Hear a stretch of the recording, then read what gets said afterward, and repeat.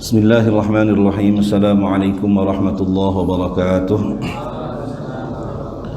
Alhamdulillah wa syukurillah wa ni'mulillah wassalatu wassalamu ala sayyidina Rasulillah Muhammad ibn Abdillah wa ala alihi wa sahbihi wa mawalah. Qala rabbi shrah li sadri wa yassir li amri wa hlul 'uqdatam min lisani yafqahu qawli, amma ba'du.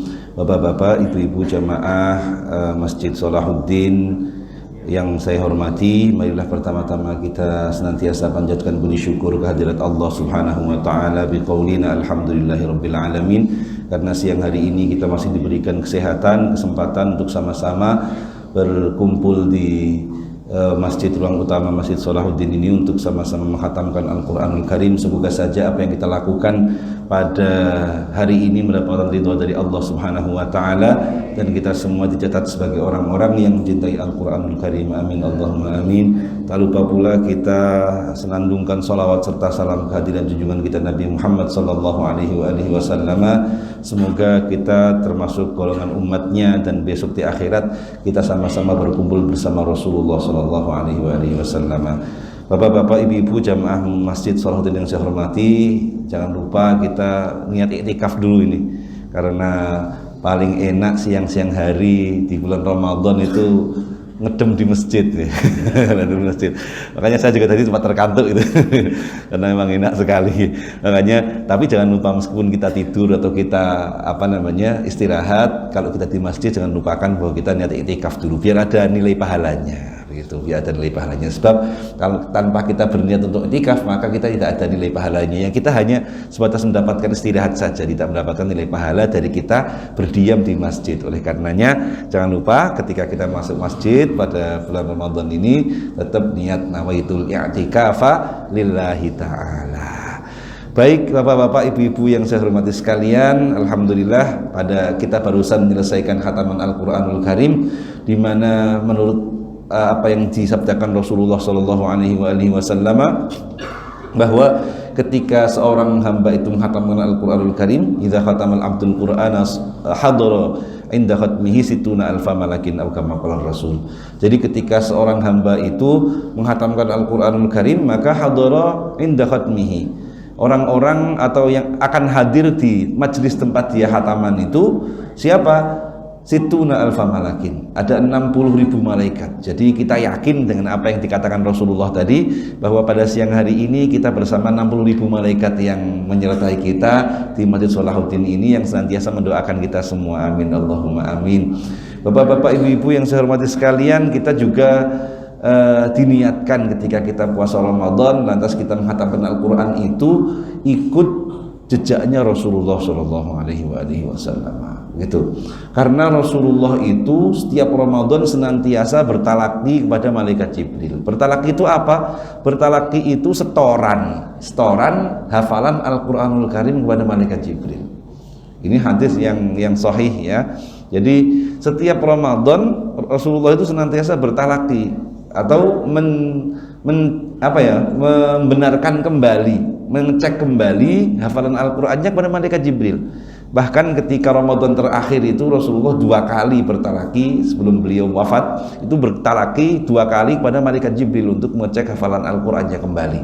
Oleh karenanya kalau kita masuk bulan Ramadan dan kita menghatamkan Ramadan, jangan lupa niatkan kalau kita hatam Al-Quran di bulan Ramadan itu mengikuti apa yang dulu pernah dilakukan Rasulullah Sallallahu Alaihi Wasallam. Biar ada nilainya, nilai plusnya selain kita pahalanya tentu baca Al-Quran, tapi plusnya yang lain adalah kita mengikuti sunnahnya Rasulullah Sallallahu Alaihi Wasallam. Nah, itu kan enak. Jadi kalau kita dapat 2 pahala sekaligus, tidak hanya 1 pahala hataman Al-Quran saja, tapi juga mengikuti sunnahnya Rasulullah. Bapak ibu yang saya hormati sekalian, mengikuti sunnah Rasulullah juga. Mengikuti sunnah Rasulullah juga itu kita memperingati nuzulul Quran. Sebenarnya kalau ini tidak secara jelas begitu ya. Karena di Indonesia atau di dunia ini yang ada peringatan-peringatan seperti nuzulul Quran, Isra Mi'raj dan lain sebagainya itu hanya ada di Indonesia. Jenengan-jenengan yang mungkin pernah umroh di bulan Ramadan atau pernah pada acara-acara tertentu seperti Isra Mi'raj, Maulid Nabi di luar Indonesia atau di luar rumpun Melayu lah, kalau semacam itu Mungkin Anda ketika itu umrah di Makkah lantas menepati saat Isra Mi'raj umumnya. Anda tidak akan menemukan adanya peringatan Isra Mi'raj di Ka'bah atau di samping Masjidil Haram ada tulisan peringatan nuzulul Quran. Umumnya enggak ada.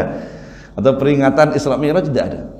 Yang ada ya hanya di rumpun Melayu ini atau di Indonesia khususnya itu banyak kegiatan-kegiatan yang berkaitan dengan hari-hari besar dalam tanda kutip ya. Alhamdulillah lah, semakin banyak hari besar agama itu kan semakin banyak kita libur. Banyak kita libur. Jadi alhamdulillah saja, disyukuri saja. Kalau semua peringatan agama sedikit gitu, jadi kan liburnya juga sedikit. Jadi lantas kenapa kok di Indonesia itu khususnya itu banyak terdapat peringatan hari-hari agama, hari-hari besar agama seperti saat ini kita memperingati nuzulul Quran, meski sudah lewat ya, tapi kita memperingati nuzulul Quran dan mungkin ini dilakukan secara nasional juga karena di istana presiden juga melakukan nuzulul Quran, di kementerian juga ada peringatan nuzulul Quran, bahkan mungkin di partai-partai politik juga mengadakan peringatan nuzulul Quran dan lain sebagainya. Lantas nanti kalau Isra Mi'raj juga ada peringatan Isra Mi'raj di Istana Negara, lantas di kementerian-kementerian nanti Maulid Nabi juga ada peringatan dan lain sebagainya. Sebenarnya rahasianya apa sih? Memang itu tidak pernah dilakukan pada masa Rasulullah, benar tidak pernah dilakukan pada masa Rasulullah, iya. Tapi ini hebatnya penyampai Islam dulu di Indonesia. Ya. Jadi kalau kita lihat ya peringatan-peringatan tersebut itu berkait dengan peristiwa-peristiwa tertentu yang ada keterkaitannya dengan Rasulullah Shallallahu Alaihi Wasallam. Kalau Maulid Nabi jelas kelahiran Rasulullah. Nanti kalau Isra Mi'raj jelas bahwa salah satu mukjizat Rasulullah diangkat oleh Allah Subhanahu Wa Taala ke Sidratil Muntaha. Lantas diberikan perintah untuk sholat. Nuzulul Quran jelas bahwa diperingati hari atau tanggal pertama kali Al-Quran diturunkan sebagai petunjuk bagi manusia dan lain sebagainya. Jadi semua itu keterkaitan dengan kejadian-kejadian yang terjadi pada masa Rasulullah Shallallahu Alaihi Wasallam. Kenapa lantas ini banyak diperingati? Yang pertama mungkin budaya orang Jawa utamanya. Budaya orang Jawa itu mangan orang mangan, sing penting kumpul. Seneng kumpul-kumpul orang Jawa itu. Apalagi kalau ibu-ibu gitu ya sambil petanan, seklis, itu kan kumpul itu seneng. Makanya budaya Jawa yang utama itu namanya, kalau dulu itu namanya selamatan. Selamatan itu kan banyak ngundang tonggo teparo begitu, tetangga, sanak, famili dan lain sebagainya kumpul gitu, lantas terus pokoknya mangan-mangan balik kan gitu. Jadi kebudayaan orang Jawa itu selamatan. Jadi senangannya itu kumpul-kumpul. Akhirnya ini menular juga dalam tradisi-tradisi Islam di Jawa begitu, Islam di Nusantara khususnya itu. Jadi senangnya kumpul-kumpul mengadakan satu peristiwa-peristiwa tertentu, peristiwa seperti Maulid Nabi dan lain sebagainya. Lantas apakah ini dilarang? Kita harus lihat dari perspektifnya yang lain dulu, Bapak Ibu yang saya hormati sekalian. Jadi fenomena keagamaan seperti saat ini ada peringatan tertentu begini, kita lihat apakah ini ibadah atau adah, itu dulu. Kalau ibadah jelas harus ada dalil sharihnya, dalil yang jelas. Tapi kalau adat itu dilihat nilai manfaatnya, nilai gunanya, sehingga kalau didasarkan atas dalil yang tidak jelas pun itu bisa asal ada nilai manfaatnya yang lebih bagus. Makanya dalam usul fikih itu ada muncul satu istilah al-ibadah at-ta'abbud dunal iltifat ilal ma'na wal adah al-iltifat ilal ma'na. Jadi kalau kita itu berbicara masalah ibadah, maka yang jadi patokan adalah ta'abbudi. Ta'abbudi itu artinya pokoknya nyembah, enggak usah dipikir itu manfaat atau tidak. Anda puasa dibatasi oleh aturan agama dari subuh ya, waktu subuh sampai nanti masuk waktu maghrib atau terbenamnya matahari. Ya udah begitu. Artinya kenapa kok dari subuh mbok yo sekalian satu hari penuh saja gitu ya, atau mungkin hanya diberi waktu makan sedikit saja, atau mungkin wah katanya kok sudah berat, mending kalau puasa itu mulai jam 10 atau mulai ketika matahari itu sudah qadra rumhin, namanya seperti seukuran tombak begitu, sampai nanti maghrib isu-isu ditangek kan sahur sebagainya. Ya, tidak bisa semacam itu, karena ini ta'abudi. Ta'abudi itu beribadah pokoknya karena Al-Quran memerintahkan bahwa kita melakukan imsak itu dari jelasnya benang hitam sama benang putih begitu, maka ya itu yang harus kita lakukan, ta'abbudi namanya. Tapi kalau adah gitu ya, jadi ibadah yang ghairu mahdhah, itu harus dilihat manfaatnya, ada manfaatnya tidak. Itu kalau ada manfaatnya lakukan, kalau nggak ada manfaatnya jangan dilakukan. Makanya terus akhirnya muncul yang namanya hukum-hukum mustahab, hukum sunnah, makruh, mubah dan lain sebagainya, itu berasal dari adah. Baik, lantas kenapa ulama terdahulu itu banyak memberikan kita itu atau mengajarkan kita untuk memperingati hari-hari tertentu dalam kehidupan Nabi Muhammad SAW? Itu tidak lain agar kita itu senantiasa ingat kepada Rasulullah. Nah, agar kita senantiasa ingat pada Rasulullah. Kita ingatnya sama Rasul dengan tidak ingatnya itu pasti lebih banyak tidak ingatnya. Lebih banyak tidak ingatnya kita. Makanya rasa untuk mencintai Rasulullah, ya, rasa untuk mengingat Rasulullah itu senantiasa digelorakan. Pertama, ketika Rasulullah itu lahir diperingati atau diadakan acara-acara tertentu biar kita itu lebih mencintai Rasulullah. Lantas ketika tadi Isra Mi'raj, nuzulul Quran dan lain sebagainya, itu kita diingatkan kembali kepada sosok Rasulullah SAW. Karena apa? Karena ini nanti kunci kita berhasil di akhirat. Ini kita kunci berhasil di akhirat itu adalah mencintai Rasulullah SAW. Jujur saja, kalau seumpama kita itu mengharapkan surga dari ibadah kita, kalau mau kita hitung-hitungan secara matematis gitu ya, anggaplah kita hidup 80 tahun ibadah terus, mulai dari lahir cenger sampai nanti mati 80 tahun ibadah terus. Tambah seumpama kita itu dapat Lailatul Qadar, kali aja deh, mau berapa silahkan. Anggaplah kita itu dihitung sama Allah ketika di mizan itu, ibadah kita itu dianggap 1000 tahun. Oke, deal 1000 tahun. Berarti kalau seumpama kita keberhasilan di akhirat, yakni surganya Allah, mendapatkan surganya Allah karena ibadah kita.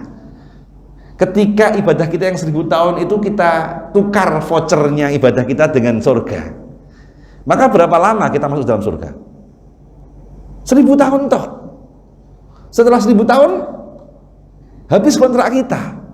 Karena apa? Voucher ibadah kita sudah habis 1000 tahun. Kalau di akhirat, kalau nggak masuk surga ya kepleset mlebu ke neraka. Gitu loh. Makanya nggak bisa yang namanya ibadah kita itu menjadi kartu truf ya tadi ya, menjadi voucher kita itu untuk ke surganya Allah Subhanahu wa taala. Nggak bisa. Karena tadi kalau hanya ibadah saja yang kita andalkan, kalau kita hitung secara matematis kayak gitu, anggaplah kita ibadah 1000 tahun dan itu diterima semua sama Allah. Ibadah kita diterima, sholat kita 1000 tahun diterima oleh Allah, puasa kita 1000 tahun diterima oleh Allah, ya jatah kita di surga nanti cuma 1000 tahun. 1000 tahun, setelahnya habis kontrak, keluar. Nah terus yang menjamin kita itu selama-lamanya nanti di akhirat itu apa? Ya rasa cinta ini pada Rasulullah. Kita senantiasa bersama Rasulullah Shallallahu Alaihi Wasallam. Itu. Ini dalilnya apa? Dalilnya baru yang namanya hadis hub, ya, hadis tentang cinta kepada Rasulullah. Ini kalau kita terangkan nggak habis-habis. Pokoknya intinya adalah yuhsyarul mar'u ma'aman ahabbah. Orang itu nanti dihisab oleh Allah, dikumpulkan oleh Allah di akhirat bersama orang yang dicintainya. Kalau dia mencintai Rasulullah, maka dia akan bersama Rasulullah Shallallahu Alaihi Wasallam di akhirat. Kalau dia bersama Rasulullah, ya udah, berarti tidak akan mungkin Rasulullah itu terjilat api neraka. Gitu kan enak. Sehingga kita di Indonesia ini, alhamdulillah, bersyukurlah, setiap ada peringatan yang berkaitan dengan Rasulullah itu senantiasa diperingati. Supaya apa? Kita lebih mencintai Rasulullah. Ketika kita mencintai Rasulullah, maka tadi kena hukum dalil yuhsyarul mar'u ma'aman ahabba atau anta ma'aman ahbabta. Ini hadis yang sangat masyhur sekali, ya. Jadi engkau akan bersama orang yang engkau cintai, meski amaliyahnya tidak seperti amaliyah orang yang dicintai. Oh, itu enaknya Rasulullah itu kan. Itu Anas bin Malik tanya, ya Rasul, apakah saya harus seperti engkau agar saya nanti bersama engkau di akhirat? Tidak, kata Rasulullah. Tahu kalau kita itu nggak mungkin bisa menyamai amaliyahnya Rasulullah, nggak mungkin. Kita aja, kata Rasulullah aja 10 hari terakhir Ramadan itu sudah nggak keluar kemana-mana. Beliau ke masjid di Masjid Nabawi saja tak i'tikaf, paling keluar untuk buang hajat dan lain sebagainya. Udah kita saat ini juga masih bekerja. Kalau Rasulullah enggak, Pak, 10 hari itu sudah prei beliau. Ambil cuti besar dulu Gusti. Saya ambil cuti besar dulu 10 hari, saya khusus untuk iktikaf di Masjid Nabawi, enggak keluar kemana-mana. Meski rumahnya Rasulullah itu ya samping Masjid Nabawi, wong kalau Siti Aisyah itu buka jendela itu sudah engak-engok sudah masuk Masjid Nabawi kok. Tapi beliau tidak pernah kembali ke rumahnya untuk istirahat, itu tidak pernah. 10 hari full di bulan Ramadan beliau iktikaf, yakni dengan apa tadi? Sudah di masjid saja. Ya tadilah, poin niatnya di masjid itu ibadah gitu aja. Iktikaf saja. Iktikaf itu sembarang, jenengan mau baca Al-Qur'an lebih bagus, mau zikiran lebih bagus, mau ngantuk-ngantuk juga dihitung pahala loh, Pak. Oh, iktikaf itu niat aslinya itu adalah al-mukthu fil masjid kok. Wes meneng wae. Karena apa? Anda diam di masjid itu lebih baik daripada Anda di luar masjid. Oke. Kalau di dalam masjid itu kan sudah nggak punya pikiran sing macam-macam. Paling ente pikiran turu. Jadi tidak ada pikiran sing macam-macam. Tapi kalau Anda keluar di luar masjid, wah ini kok panas gini ya. Wah ini umpamane nganu enak. Lah dulu lagi ketika jalan begitu, wah kok bisa ada penjual es, apalagi di depan itu sudah ada pusat kuliner. Wah, belum lagi tambah ini sliweran, gangguan mata, wah masya Allah. Makanya iktikaf itu sepenting menang di masjid itu sudah masuk iktikaf. Dan itu Rasulullah lakukan 10 hari terakhir di bulan Ramadan. Nah, makanya mungkin di depan bisa digilir tuh ya. Mungkin aku ambil cuti besar 10 akhir kan. Tapi kan nggak bisa kalau seumpama kita minta cuti besar bersama-sama begitu kan nggak bisa, karena terkait dengan kinerja dan lain sebagainya ya. Mungkin tahun ini untuk yang bagian ini dan jadi itu yang dilakukan Rasulullah sunnahnya. Dan saat ini kita memperingati nuzulul Quran. Itu nuzulul Quran itu apa sih? Nuzulul Quran itu adalah peristiwa pertama kali Al-Quran diturunkan kepada Nabi Muhammad. Berarti pertama kali Al-Quran diturunkan di dunia. Ulama sepakat, yakni pertama kali Al-Quran diturunkan di dunia itu pada tanggal 17 Ramadan. 17 Ramadan. Dari mana kok para ulama itu menyimpulkan bahwa 17 Ramadan itu adalah pertama kali Al-Quran itu diturunkan di dunia? Karena ingat bahwa Al-Quran itu memiliki sifat qadim, memiliki sifat qadim, kalamun qadimun la yumallu sama'uhu tanazzaha an qaulin wa fi'lin wa niyati. Maksudnya bahwa Al-Quran itu dulu sudah ada sebelum semuanya ada gitu. Sebelum dunia ada, Quran sudah ada. Sebelum alam semesta ada, Quran sudah ada. Sebelum Nabi Muhammad zahirnya itu ada, Al-Quran sudah ada. Itu namanya sifat qadim, dan itu mau tidak mau mutlak harus diyakini oleh umat Islam yang berhaluan Ahlus Sunnah wal Jamaah. Kalau yang Mu'tazilah enggak. Kenapa demikian? Karena ini untuk menjaga kemurnian Al-Quran. Lawannya sifat qadim itu adalah jadid, lawannya sifat dahulu itu adalah baru. Kalau sesuatu itu memiliki sifat baru, maka dia memiliki sifat-sifat kekurangan. Yakni apa? Dia bisa berubah, ya, dia bisa rusak, dia bisa binasa. Kita semua itu kan punya sifat baru semua kan, karena sebelum kita lahir itu kan sudah ada manusia yang dahulu, ibu kita, bapak kita, mbah kita, buyut kita. Berarti kita ada itu kita baru, karena sebelumnya kita sudah ada makhluk sebelum kita, yakni orang tua kita. Itu. Dan karena kita sifat baru, maka kita juga memiliki sifat-sifat tadi. Ada rusak, ada binasa. Yang dulunya kecil sekarang sudah besar, sekarang sudah mulai kecil lagi. Yang dulunya rambutnya nggak ada terus menjadi rambut hitam, terus nanti putih lagi. Nah, terus nanti rontok menjadi tidak ada lagi. Yang dulu giginya nggak ada terus mulai tumbuh, terus mulai tanggal, mulai penuh lagi, dan nanti sudah mulai ompong lagi. Dan akhirnya nanti hilang semua giginya. Itu kan punya sifat binasa, kan nanti sifat baru. Nah, kalau Al-Quran punya sifat baru, maka dia juga harus punya sifat tadi. Ada rusak, binasa, dan lain sebagainya. Kan nggak mungkin. Makanya orang Islam harus meyakini bahwa Quran itu adalah kalam yang qadim, firman Allah yang memiliki sifat dahulu. Cuman masalahnya ketika Al-Quran punya sifat dahulu, yakni sebelum sesuatu itu ada, Al-Quran sudah ada. Sebelum alam raya ada, Al-Quran sudah ada. Di mana Al-Quran dulu disimpan? Nah, itu kan jadi masalah. Di mana Al-Quran disimpan? Wong alam raya belum ada, Nabi Muhammad belum diciptakan secara zahirnya kok. Terus kemana Al-Quran kalau dia harus punya sifat yang dahulu, sifat yang sebelumnya ada? Oleh karenanya jamaah saya hormati, bahwa setidaknya Al-Quran itu diturunkan dalam 3 fase. Yang pertama ketika dia difirmankan Allah, ya, terus disimpan di mana? Disimpan di yang namanya Lauhul Mahfuz. Bal huwa Qur'anun Majid fi lauhin mahfuz, fi lauhin mahfuz. Itu adalah Al-Quran yang pertama kali setelah difirmankan Allah, sebelum semuanya ada, disimpan di satu tempat yang namanya Lauhul Mahfuz. Lauhul Mahfuz itu apa? Lauhul Mahfuz itu tempat segala sesuatu itu dicatatkan. Jadi nasib kita semuanya, nasib alam raya ini dicatatkan oleh Allah, itu sudah ada dalam Lauhul Mahfuz. Ya, jadi rezeki kita, karir kita, mati kita, jodoh kita sudah ada sebenarnya, sudah ada garisnya. Kalau sudah ada garisnya, kenapa kita harus berusaha, Pak? Lah karena Anda nggak tahu garisnya itu apa. Mungkin di antara jenengan semua ini ada yang nanti garisnya dari dirjen umpamanya.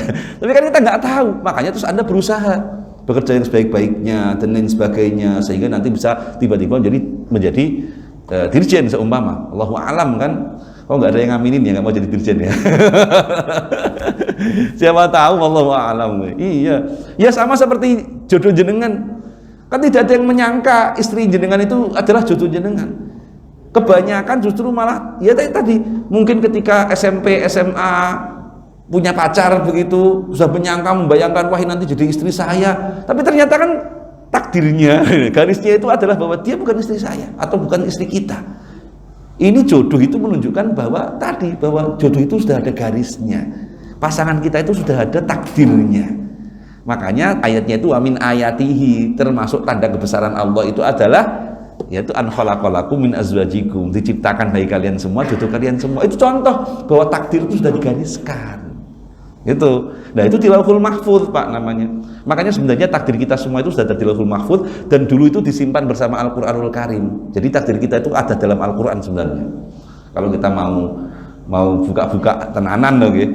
Nanti ada sebenarnya yang namanya ijaz prediktif, mukjizat Al-Quran prediktif tentang nasib seorang manusia yang secara zahir ada dalam Al-Quran itu ada. Itu yang pertama Lauhul Mahfuz, cepat saja ini kemudian. Terus yang kedua itu ketika Al-Quran diambil dari Lauhul Mahfuz, dipersiapkan untuk diberikan atau diturunkan pada Nabi Muhammad, dipersiapkan di yang namanya Baitul Izzah.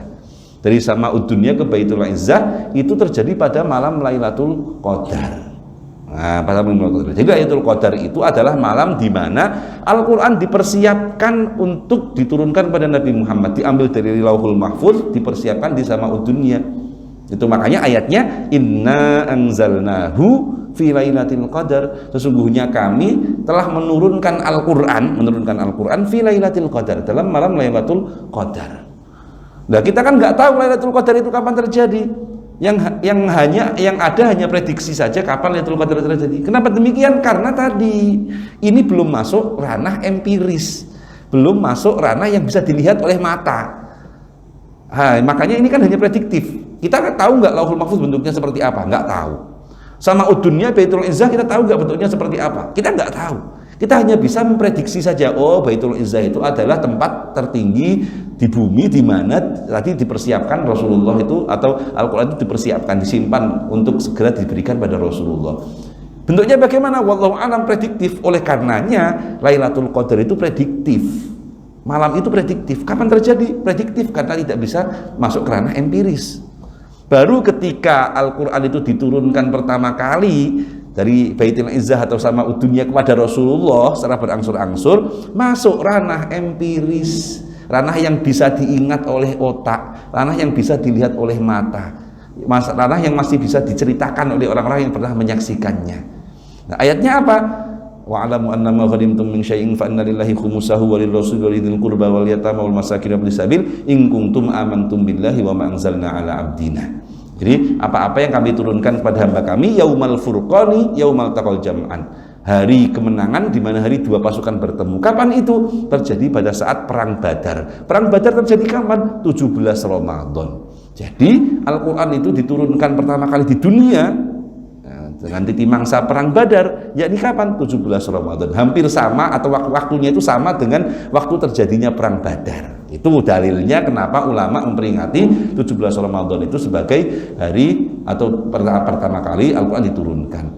Nah, yang jadi intinya di sini Ramadan itu kalau dalam Al-Qur'an itu hanya disebut satu kali toh. Yakni syahrul Ramadan alladzi unzila fihil Qur'an hudal linnasi wa bayyinatin minal huda wal furqan. Di situ tidak disebutkan keutamaan Ramadan. Tidak disebutkan Ramadan itu bulan yang mulia, tidak Pak. Tidak. Bayangkan. Yang ada itu yang menyebut di hadis, ya man shoma ramadhana imanan wahtisaban, man fariha bidukhuli ramadhana imanan wahtisaban dan lain sebagainya. Di hadis, di Quran tidak disebutkan sama sekali. Berarti pertanyaannya, kenapa Ramadan itu mulia? Kuncinya adalah karena di dalamnya Al-Quran diturunkan. Kalau enggak diturunkan di Ramadan, mungkin enggak jadi mulia Ramadan. Kenapa malam Lailatul Qadar mulia? Karena di dalamnya diturunkan Al-Quran. Kalau seumpama Al-Quran tidak diturunkan pada malam Lailatul Qadar biasa saja. Berarti sesuatu itu mulia ketika bersandingan dengan Al-Quranul Karim. Kulit binatang itu mulia ketika dia menjadi sampul dari Al-Quran. Kalau dia tidak menjadi sampul dari Al-Quran, berakhir jadi beduk, ya kan? Yang setiap muadzin azan digebuki dulu, dok dung dung dung dung, azan selesai gebuki meneh dung dung dung dung, atau jadi kerupuk setidaknya ditugel-tugel, digoreng, entek, dipangan, selesai. Tapi kalau dia jadi sampul Al-Quranul Karim, kulit tadi itu menjadi mulia, ditempatkan di tempat yang tinggi, dicium dulu sebelum dia dibaca, dibuka, terus pokoknya macam-macam, ada penghormatan yang macam-macam. Berarti ya yang bikin mulia itu Al-Quranul Karim. Sehingga garis besarnya kalau kita ingin jadi mulia, baik mulia di dunia, lebih-lebih lagi mulia di akhirat, jangan jauh-jauh dari Al-Quranul Karim. Sebagaimana kulit tadi, kalau kita jauh dari Al-Quranul Karim, ya siap-siap saja kita jadi seperti beduk.